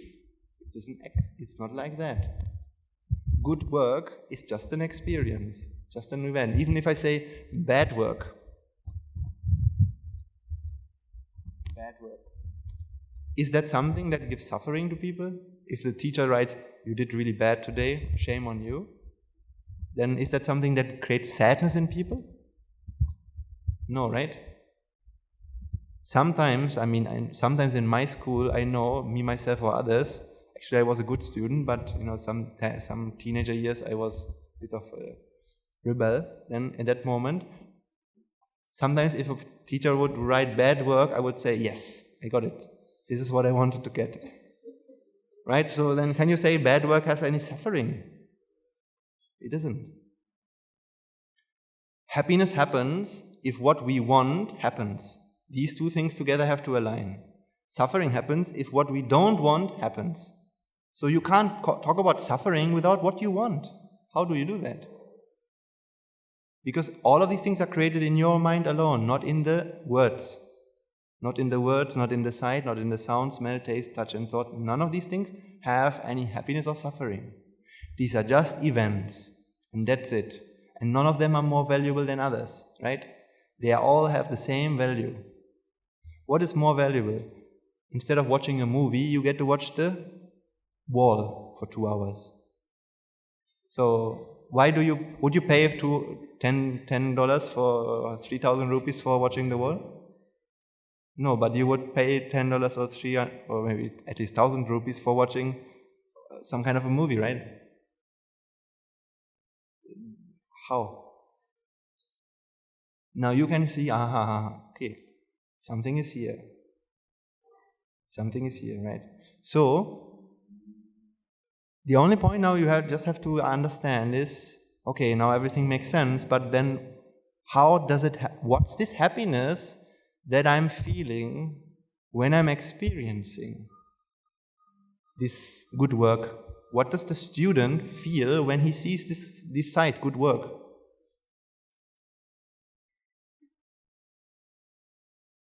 When he sees that, what does really happen? Because we understood now, right, that it doesn't come with the words. It doesn't come with what I do. I don't create happiness on the paper. I can't. I don't have happiness with me. How can I write it on the paper? I just have a red pen. The red pen, I can do whatever. I can write something. But I can't create happiness on this paper. So then how can this person, this student, get happiness from seeing that? That can't be done. Then what happens? What happens is, since the student or since that mind is waiting for something that it believes has happiness, what happened with it? Now it's vexed. When it gets what it wants, when it finds what it searches for, when you find what you're looking for, so let's say you're looking for something, the moment that you find it, do you still need to look for it? No, right? You need to look for something when you don't have it, but the moment you find it, you don't have to look for it anymore. In other words, there's a mind searching for something, wanting something, urging to have something, and as long as it is not there, it's urging and therefore burning and burning and burning. the moment that it finds what it wants, what is it? What will it stop to do? The moment it finds what it believes or what it looks for, what it is searching for, it will just stop looking.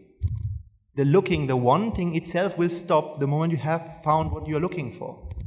And when your wanting stops, when you no longer have to look for what you believe has happiness, of course also the vexation will stop. The vexation, the pressure will stop, not because this object has stopped your vexation or killed your vexation, simply because now you have found what you want and you are no longer wanting it in this moment. Because you believe, this is what I wanted, now I have it, so I don't have to look for it anymore. I mean, when you're looking for, let's say, a book in your house, you're going from one room to the other. You're going into this room and then you look around and you don't find it. So what will you do? You'll go to the next room. Now in the next room, if you find it there, if you don't find it there, what will you do? You go to the next room. But if in one of these rooms you find this book, when you have this book into your hand, will you say, okay, now let me try the next room? No, you will not. You will say, okay, now I found it, so I don't have to do anything anymore. So your wanting will stop because what you were looking for, you found. And when the mind stops wanting, what this wanting produces will also no longer be produced. And therefore, the pressure, the vexation, the stress will reduce. That's all. And that's what feels good. It is simply the stress which was there no longer being there or reducing, going away. It's like, this example, when you take your hand, you can do this experiment with me together, now you will understand. Now when you have this hand, do you feel happiness at this moment?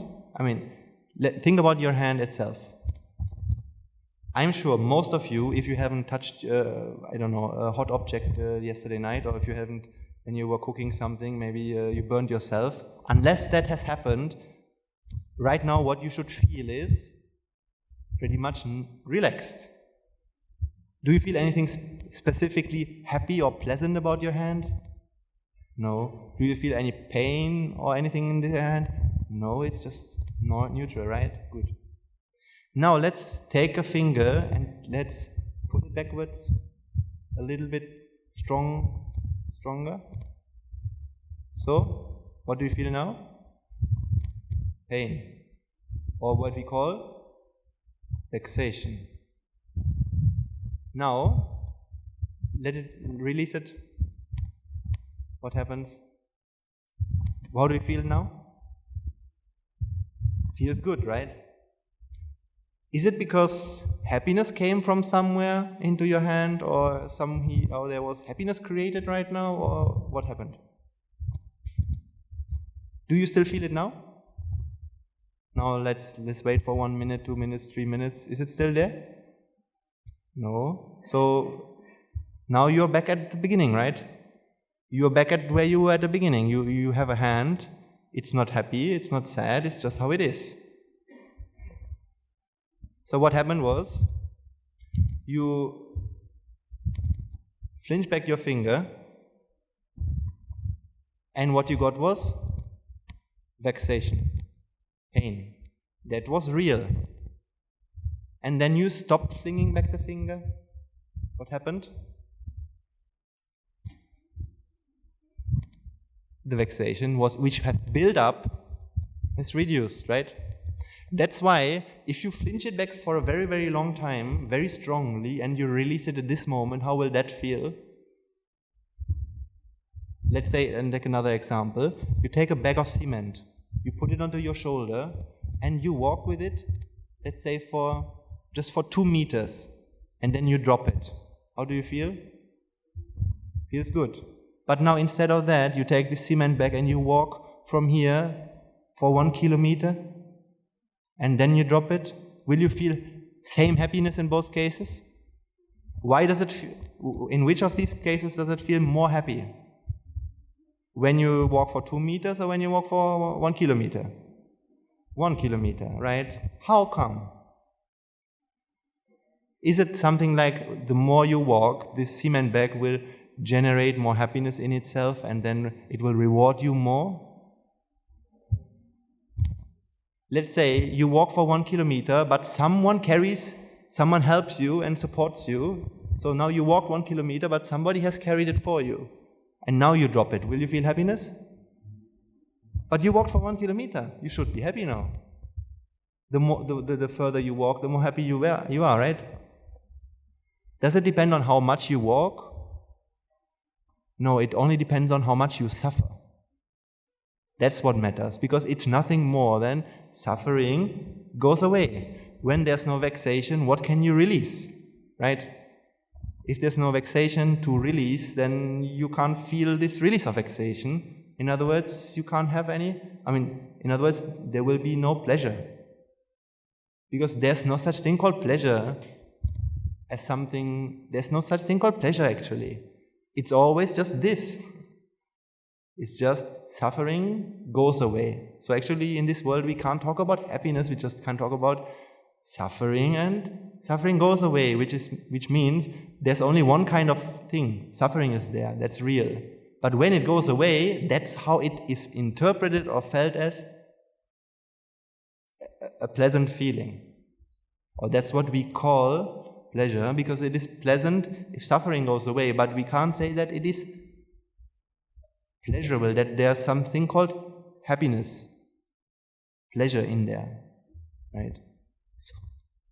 So it doesn't matter how far you walk, only what matters is how vexed you are, how painful, how, like, one person has a very weak body, now he can go maybe he'll walk only for 20 meters, and he'll be already in so much pain that when he drops the cement bag, he'll be feeling the big relief. But then there's a very muscular man who can walk for 2 kilometers and he doesn't even feel much pain at that time. And then when he drops the cement bag after 2 kilometers, he doesn't even feel that much happiness as the frail small lady who carried the cement bag for 20 meters. Now, why? Because it's not in how much you walk, it's not in the object, it's always just how much is the vexation there, right? That's how much the pleasure will be. But because this pleasure, let's say, what the student really actually experiences when the teacher writes good work is nothing more than he has found what he wants, or this mind has found what it was looking for, and as much and as hard and as much as it has wanted it, that much this vexation was there, that much it was suffering, and that much the suffering has released.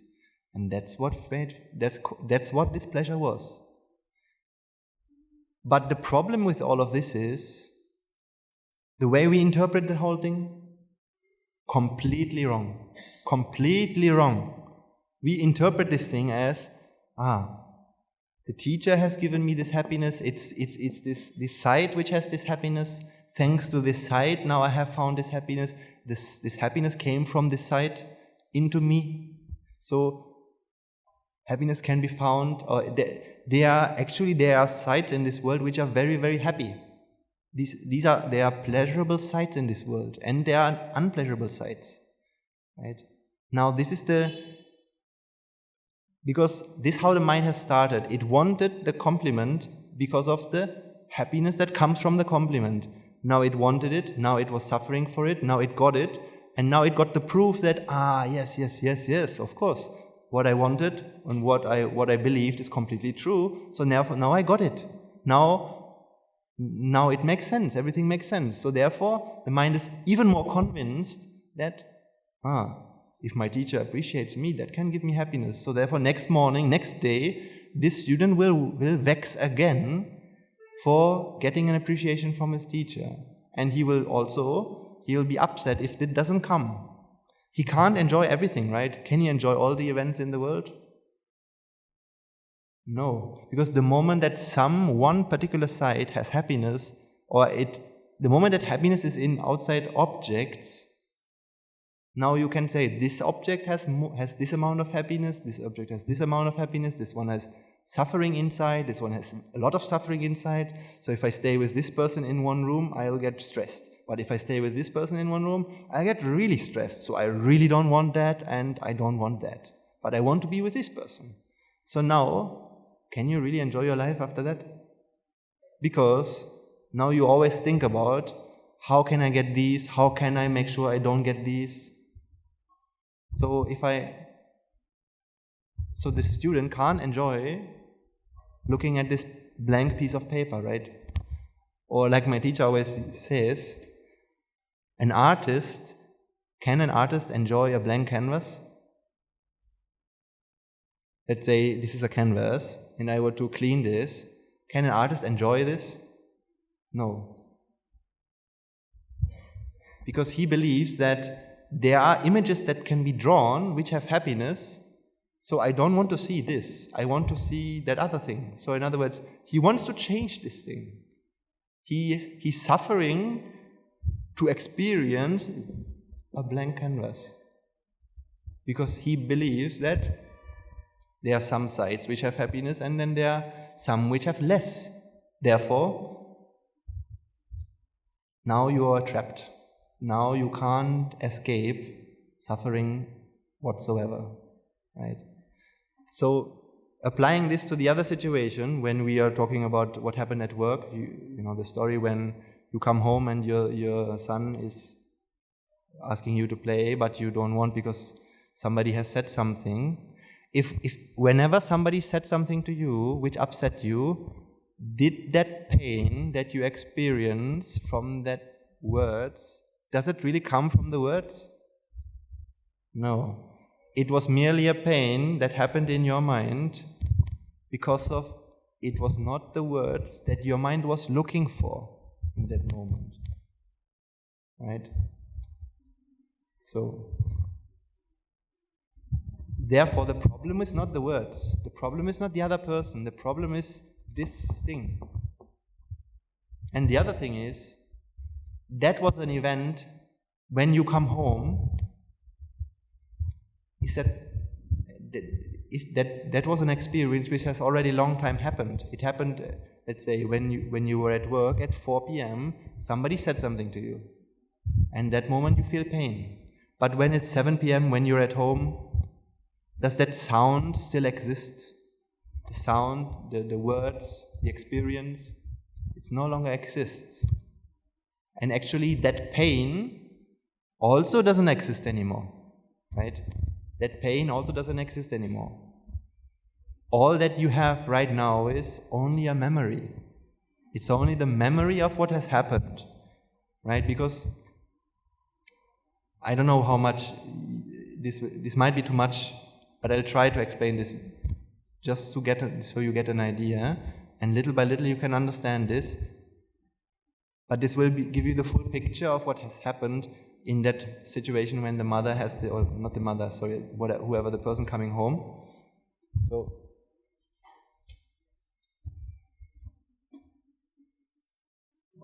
you see, the mind has a very peculiar property. The mind is a process. Your mind is a process. In other words, it is continuously happening. It's not a thing actually. It's something that's what we call arising and passing away. So when you have this anicca vata sankharo slogan, what's the second stanza of that line, of that gatha? Upada vaya dhammino. Upada vaya dhammino means, upada means udavaya vima, arising and passing away, right? In other words, the sound that you know, when I started the sermon, the sound of the microphone, or you know, when we were chanting Buddhaṃ Saraṇaṃ Gacchāmi, these sounds, where is this sound now? Does it still exist? No. What happened yesterday? Is that still there? The people you saw yesterday, the sights, the sounds, the smell, all these things, are they still there? No. All that can happen is, in this moment, a memory can be perceived. But a memory is not the sight, right? And memory is not the sound. If you let's say you went to let's say Europe on a trip, I don't know, or you went somewhere in the country, maybe to Sigiriya or somewhere, and when you were there, you can see everything in full definition, right? But when you memorize your trip, do you see it in the same resolution and quality? No, because a memory is a memory and the sight is a sight, right? So in other words, the sound has happened. Your coworker maybe has said something to you, but this happened at 5 p.m. Now it is 7 p.m. So actually that mind or this thought, this chitta, has already long passed away. It no longer exists. And together with this, also the pain that you experience in this moment no longer exists. The pain that you experience right now in this moment is something that happens right now in this moment, not because of what has happened in the past. Right? This, at 7 p.m., if you still suffer at 7 p.m. because of what has happened at 5 p.m., you actually don't suffer because of what has happened at 5 p.m. because that's already gone. You suffer because of something that happens right now. Right? And what happens right now, there's a memory of what has happened. There's a memory of what has happened. And that memory is something that you don't like. Because you think there are such things called bad memories. This was bad when it happened, and likewise thinking about what has happened, this bad thing also is bad. Let's say, aren't there people, when they have experienced something bad in the past, for example, let's think about abuse. I mean, actually, this is the answer to all these problems, like, say, abuse, when somebody gets abused by another person. Doesn't it normally cause suffering for their whole lifetime, for many years? Maybe the physical pain is something that goes away after a few weeks. Or there was never any physical pain, maybe. Could happen, right? But the mental pain, it can stay for a very long time. Now the reason why it happens is, we always believe that somebody can inflict a pain on me, and now I have this pain, this wound, this trauma is here with me, and now I have to live with this. But the mind doesn't work like this. The mind is not a thing that you can hurt, and now it has a pain and you have to carry it away. It's always arising and passing away. So actually, if somebody who has experienced abuse, if he would only understand that the mind is always arising and passing away, then he or she would realize that the pain I'm feeling right now is not because of the past, it is because of a wanting that happens right now in this mind concerning what it wants to experience.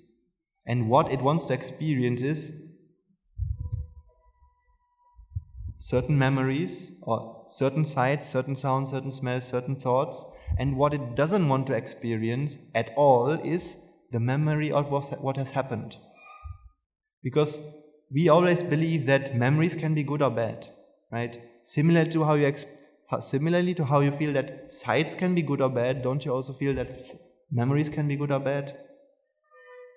If I were to ask you to remember something, for example,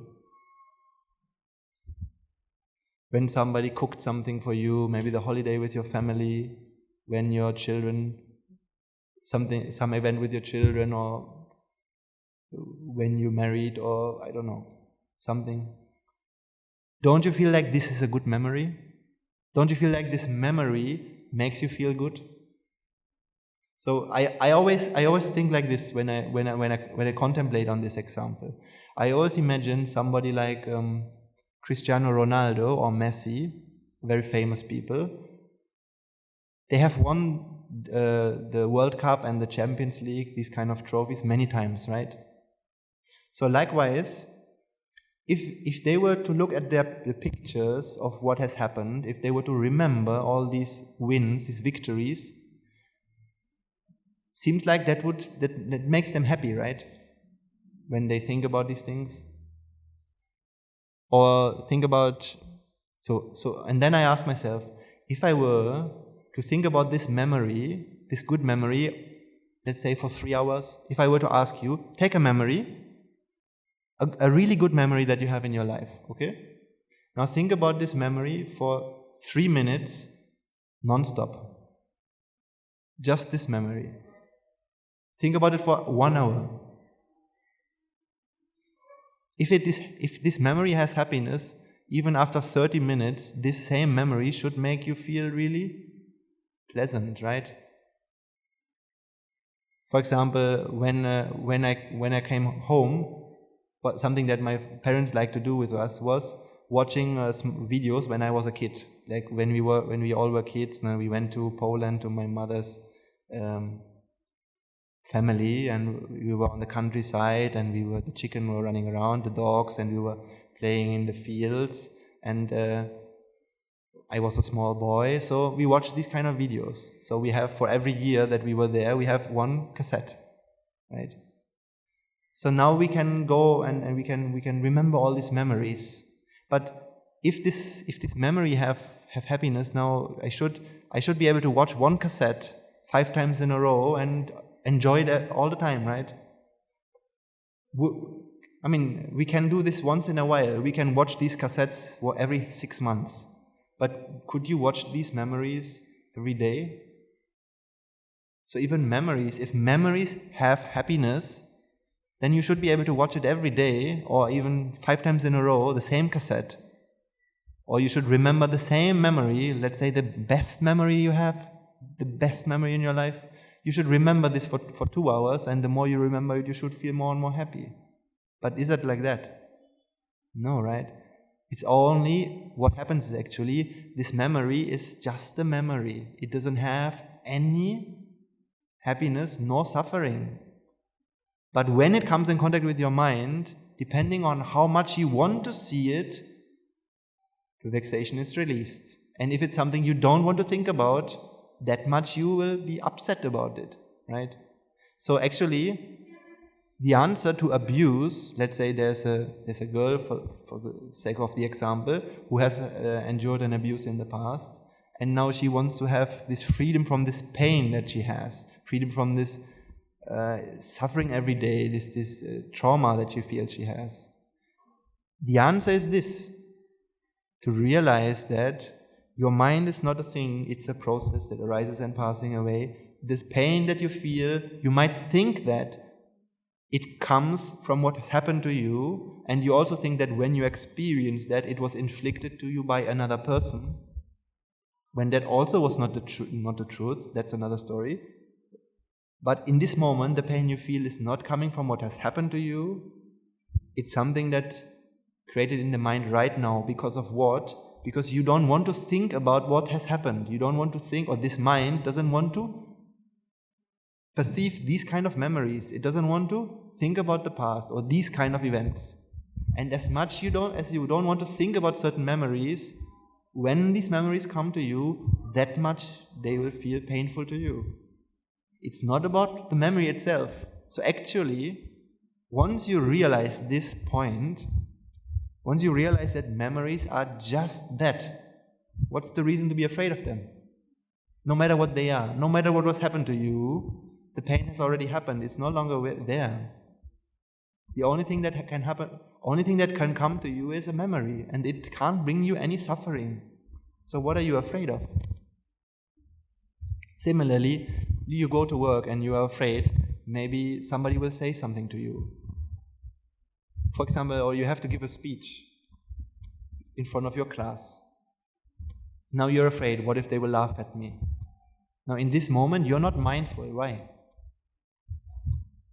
If somebody laughs at you, what's the problem with that? It's a sound, it's a sight. That's it.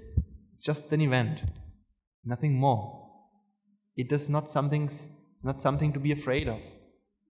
We are afraid of actually an illusion. We are afraid of the illusion of we are afraid because we believe, and we always believe, that these are events which can terrify me, which can give me fear, but there's no such a thing. Once you realize that, if you can be in this awareness, in the awareness of this truth, nothing can hurt you, because you can only hurt yourself. No one else can hurt you. No one else can also give you happiness. Actually, a mind that doesn't want to see something but just perceives whatever happens is the most happy mind, right? So such a mind, in other words, when in our mind we can have this awareness, that the awareness of these concepts, this understanding, such a mind wouldn't want to experience something that it doesn't have, right? Do you want, when you're looking at this wall for 2 hours, is that something boring? Is the experience a boring one? No. You create your own boredom while that happens. Why do you create boredom? Because of this internal feeling that this is something very boring, this is something, it doesn't have any entertainment. But there are things which can entertain me, right? For example, watching football is something entertaining, watching a romance, watching a movie, or chatting on WhatsApp, or using my phone. These are entertaining experiences. So in other words, the entertainment and the pleasure comes from these experiences. The moment this seed exists in your mind, boredom is created, not by the wall, but by your mind. The moment you're aware of the fact that this is how it is, boredom is not something created by the world, it's something created in the mind itself. The moment you're aware of that, boredom doesn't happen anymore, right? And then you can actually enjoy anything you want with this awareness. Only thing that you have to do is practice it. And it's not an easy thing, but the answers are there. And the answers to all your mental problems, sufferings are there in these concepts. It's always that. So I explained to you how you can understand the pain that happens to you because of what has happened to you in the past. I mean, the words that have been uttered. It's not in the words, the pain, and it's not in the past. It can never be in the past. It can never be in the words. It's always the resistance against what actually happens, right? In this mind right now. So it's such a funny thing, because we always grow up and we get told by the society, you are a man, you are a woman, these are very valuable parts of your body, these are things you shouldn't show anyone. And it is, of course, it's true. We have to adhere to these conventions, otherwise you will create a lot of problems. So we have to follow the convention. So that's why when you come to a sermon, you behave in a certain way. When you go to the street, when you go to work, you don't go in your pajamas. You don't do these things, because for the sake of others, that others can be pleasant. So in other words, to match others' expectations. That's what we do for others. But the thing is with these indoctrinations that society has given us, is that they make you believe this part of your body is something very valuable. You should protect that a lot, because this is very valuable as opposed to others. Once your mind accepts this fact that value exists in these things, now you become the security guard. Now you really believe that value is there, so I should not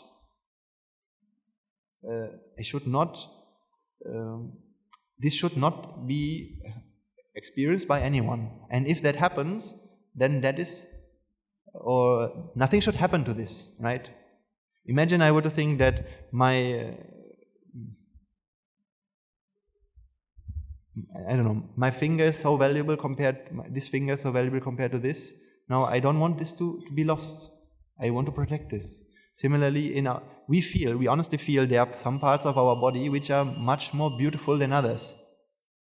But, the reality is not like that. Everything is the same. In this body, there's no beautiful part. There's no ugly part. Even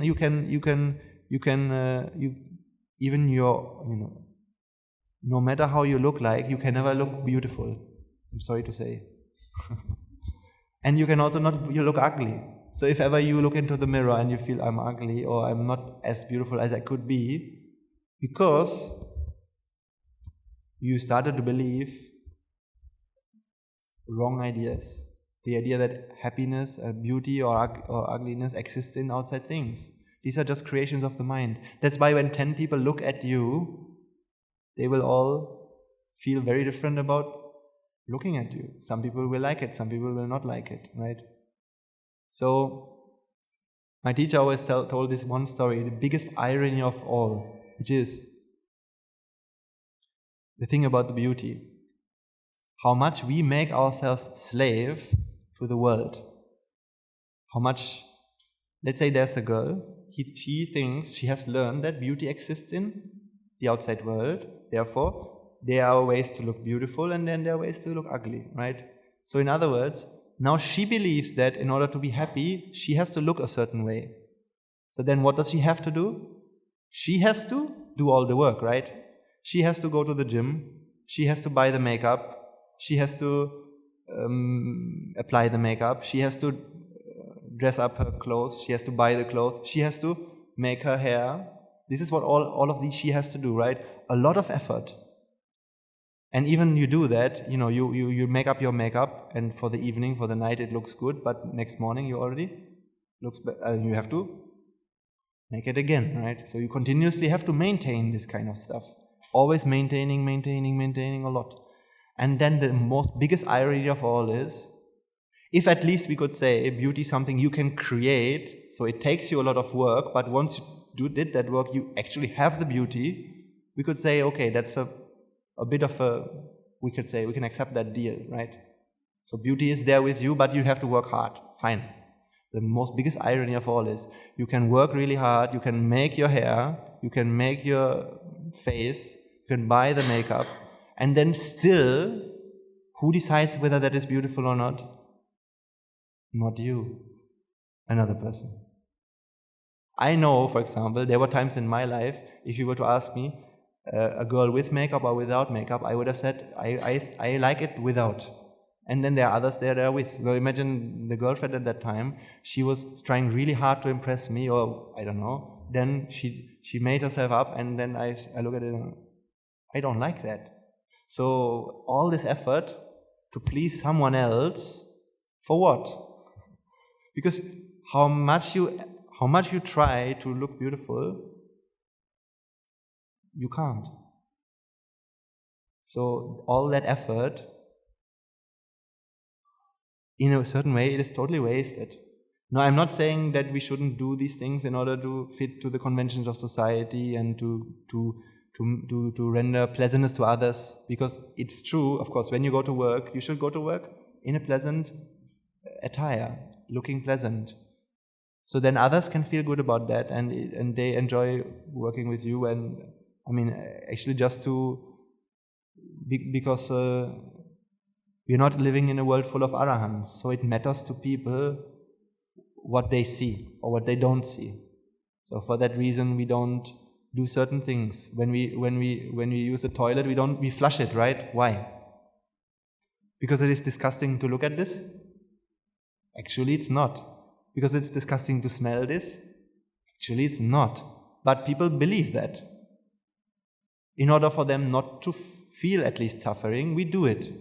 But we, for ourselves, we must realize one thing, which is disgustingness is not in the smell, it's not in the sight. This is things we create in our mind. When you realize that, you would not be offended if somebody would do that to you. When you go to a toilet and it's not flushed, you wouldn't be suffering, you wouldn't be vexed, because that's up to you. Suffering is optional for you. It's not something the world can ever give you. So nobody can offend you. You offend yourself if you don't realize the Dhamma. Then you go to the toilet and you're offended, and you even blame the other person for doing that to you. But he hasn't done it. This is the biggest irony of samsara as well, because all of samsara, how many times have we blamed others for doing something to us that they haven't done? That is what we call musavada. When we go to someone and tell him, buy this yogurt, it's tasty, play this game, it's fun, look at this is beautiful, this is what we call musawada. Not lying. Yes, lying also, of course. Lying and gossiping, all these are also musawada, but the more basic form of musawada is, even when we say, he left the toilet seat, he didn't flush the toilet, and it smells so disgusting. That's also musawada, although because disgustingness doesn't come from the smell. I'm sorry. So, this is the thing. Because we have never realized any of this, and we always believe this truth, what happened was, we always thought we were right in what we said. So we thought we have a right to blame this person for doing this. And then we judged others. You are, look at you, why are you behaving like this? You shouldn't behave like this. So we judge. He's doing bad things, he's doing good things, and so on. And then you know what Jesus said? If you judge others, you too shall be judged. Right? So that's what the nature works. That's why for all these things, actually we have accumulated musawada. Actually we acted out of dvesha. And dvesha means karma. And karma means you will be judged. As the way you judge, you will be judged. Even when you see somebody not flushing their toilets and you get angry about that, for the anger you will be judged. Conventionally, of course, it is not something good. So of course, we can go to this person and tell him, could you kindly please not do this because we want to have a good environment and all these things. Yes, you can do that. That is something good. But the anger, that is something that you have to pay for. Karma will happen for that, and you will be judged for that, right? So anger is always this belief, now I have a right to blame the other person. So anger is judging. But an arahant would also go and tell somebody, could you kindly next time you use the toilet, flush it, because that's not nice for everyone. That's something, you want this person to change his attitude, not the action. The action doesn't really matter, right? It's about the attitude. And if there's something wrong with his attitude, somebody not flushing the toilet because of an attitude, the attitude is a problem for him, not for us, not ever for us, right? On the other hand, if you were to go to someone and tell somebody, could you kindly flush it, or why did you not flush? First, it might be better to ask, why didn't you do that? Because there might be a valid reason for why he didn't do that. Maybe, I don't know, maybe he just got a call, my sister is in the hospital and we need to go very quickly, otherwise there will be something happening, and then he decided not to flush because there was something more important to do. Then we could say, there was no problem with the attitude whatsoever. So then there's no reason to complain. Then even an arahant wouldn't actually have any reason to criticize, right? So actually, when you realize that musawada is not just lying and all these things, but it's simply in enticing sensuality, talking about beauty in outside things, or talking about disgust or ugliness in outside things. Look, she's so ugly. That's a musawada.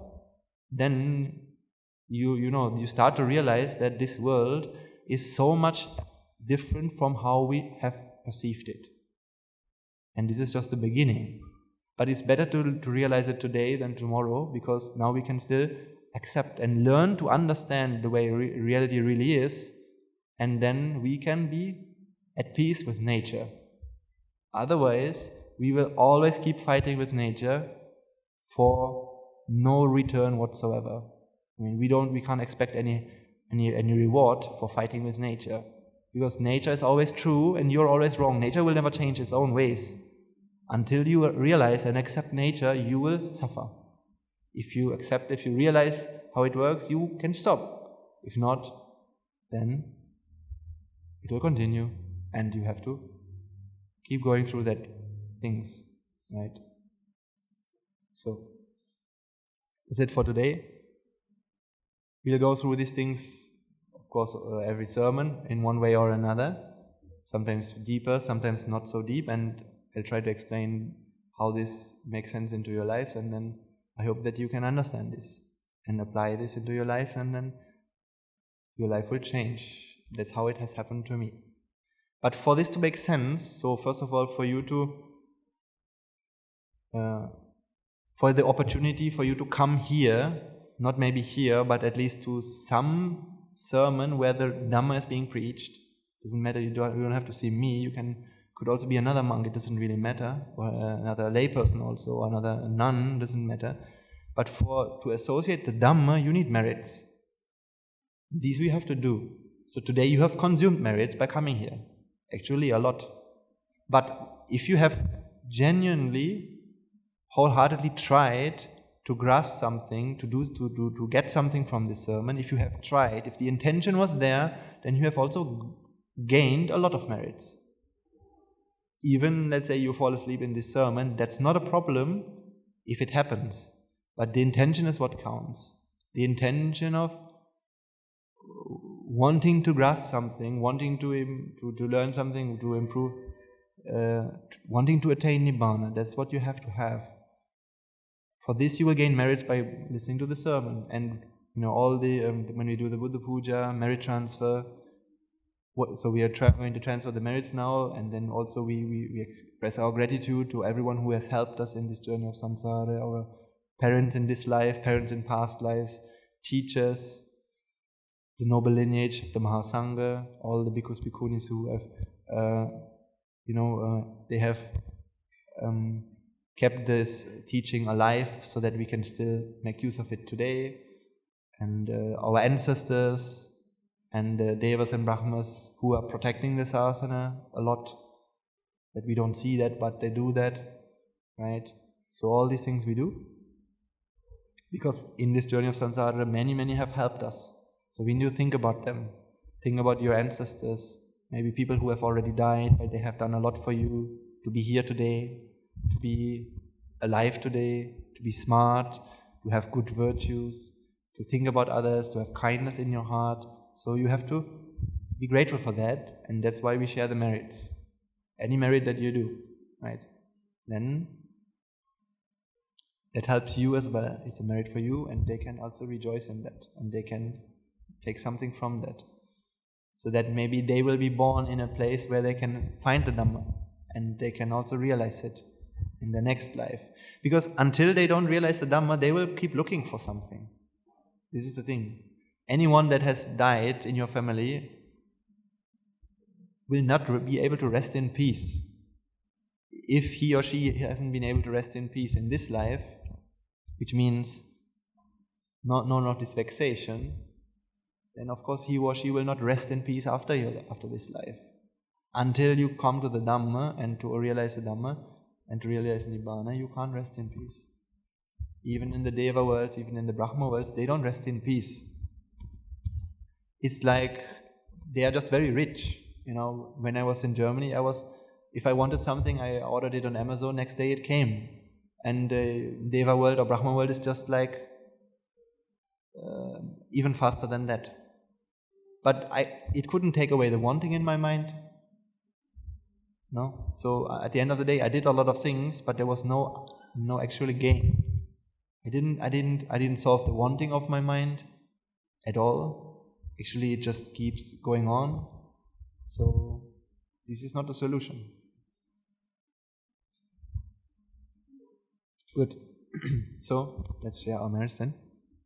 Let us take a moment to transfer the merits that we have all acquired by making offerings to the infinite virtues of the Noble Triple Gem, chanting Pirit, listening to the Dhamma, and engaging in various meritorious deeds today.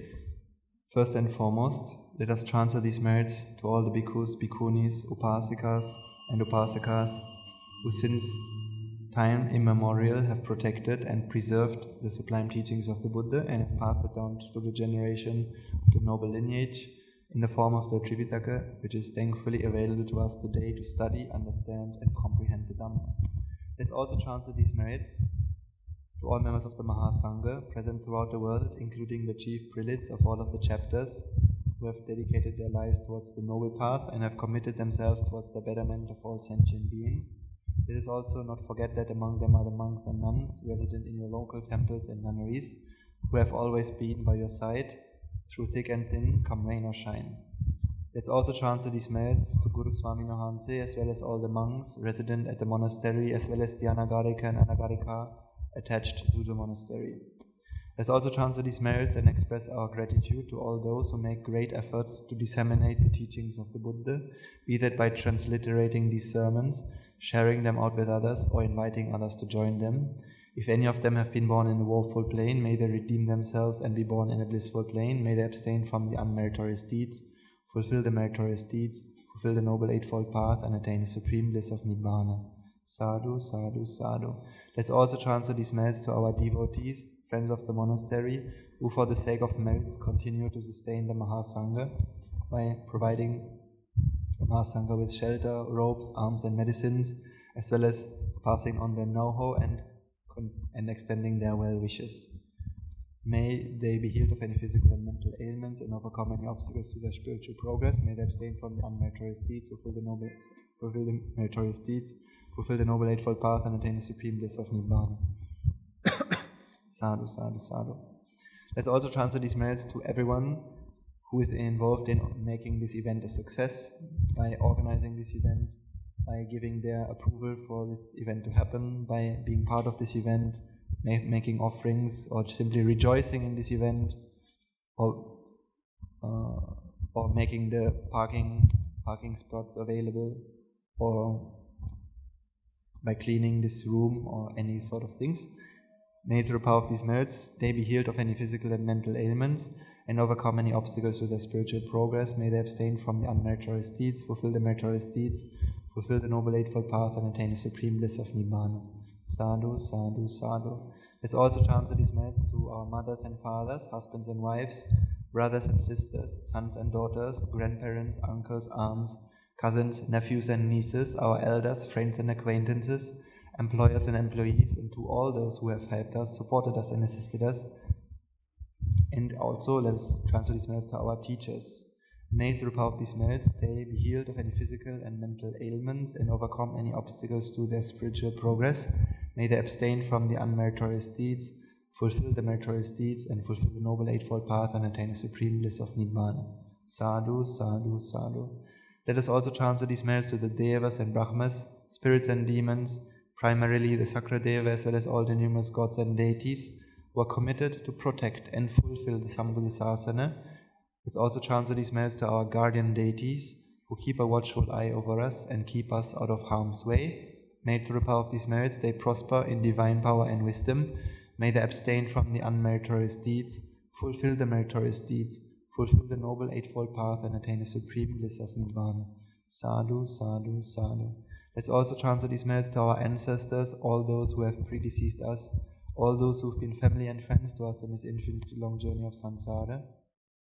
Let's also transfer these merits to all members of the armed forces, as well as the police force, who have sacrificed their lives to protect the peace and harmony of our nation. May all those who lost their lives in the war, be they friend or foe, rejoice in the merits we have acquired today. Let's also transfer these merits to all those who lost their lives in natural calamities, such as tsunamis, earthquakes, landslides and pandemics, reminding ourselves that among them will be those who have been family and friends to us in this infinitely long journey of samsara. May through the power of these merits, they be, if any of them have been born in the woeful plane, they redeem themselves and be born in a blissful plane. May they abstain from the unmeritorious deeds, fulfill the meritorious deeds, fulfill the Noble Eightfold Path, and attain the supreme bliss of Nibbana. Sadhu, sadhu, sadhu. Finally, let us all resolve that, may through power and blessings of all the merits that we have acquired throughout the day, we be able to witness the advent of many hundreds of thousands of Arahants on this blessed land. And finally, may through power of all the merits we have acquired today, you and I and everyone who has helped to make this program a success, become an Arahant Hanse, an Arahant Mahinin Hanse in this very life itself and in the era of the Gautama Supreme Buddha itself. Sadhu, sadhu, sadhu. Now the Mahasangha will transfer their blessings to you.